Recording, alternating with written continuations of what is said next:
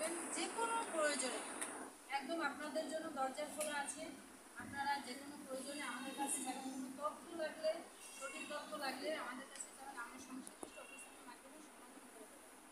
আগে তো আপনারা অনেক সময় ভাবছেন যে এই তথ্য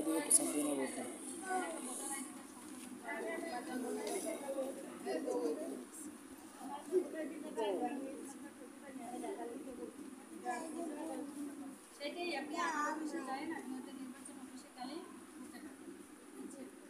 আপনার মনে করেন না, আগে তো মানুষ কোথায় গেলে সেবা পাবে, এখন কিন্তু সেটা ভাবতে হয় না, ভাবতে হয় এখন সব তথ্য আপনার ঘরে বসে পাচ্ছেন। এখন বিকাশে টাকা পাচ্ছেন, আগে তো এটা অকল্পনীয় ছিল। হ্যাঁ, এখন মানুষ বিদেশ যায়, এখন কোনো বাবা মাও কান্না করে না, কারণ এখন ফোনে দেখে কথা বলতে পারে। ছেলে মেয়ে মেট্রিক পাস করছে, ভালো একটা রেজাল্ট করছে, মানে এই মেয়েটাকে যদি একটা ভালো কলেজে আপনি ভর্তি করান সেটা তো জানতে হবে।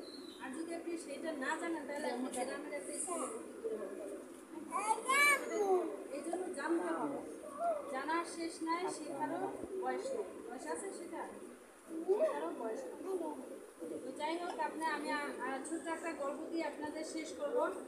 তো কিছুদিন আগে আমি একটা দেখছি ফেসবুকে, বুঝছেন, আমি আমার সহকর্মীদের সাথেও শেয়ার করছি বিষয়টা।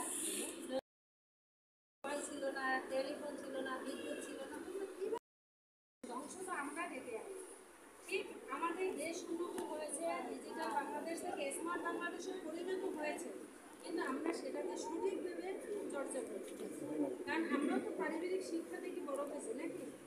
আমরা আমার মা বাবা থেকে যে শিক্ষা পেয়েছি, হয়তো তাদের থেকে আমাদের লাইফে আর একটু উন্নত হয়েছে, আমরা অনেক কিছু জানি। আবার আমাদের যে আমাদের বাচ্চা কাচ্চারা আরও বেশি জানে, কিন্তু জানা যাবে সঠিক কাজে লাগাতে সঠিকভাবে ব্যবহার করে। তো আপনার ছেলে গাঁজা ধরবে, সিগারেট ধরবে, তার ছেলেদের সাথে নষ্ট হয়ে যাবে, সেই দিকে তো খেয়াল রাখতে হবে নাকি? যাই হোক।